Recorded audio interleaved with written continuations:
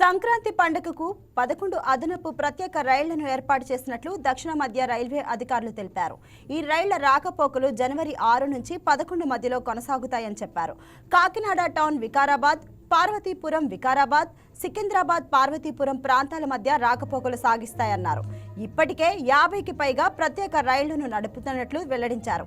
ఈ ప్రత్యేక రైళ్లలో 1AC, 2AC, 3AC, sleeper, general, second class కోచ్లు అందుబాటులో ఉంటాయన్నారు.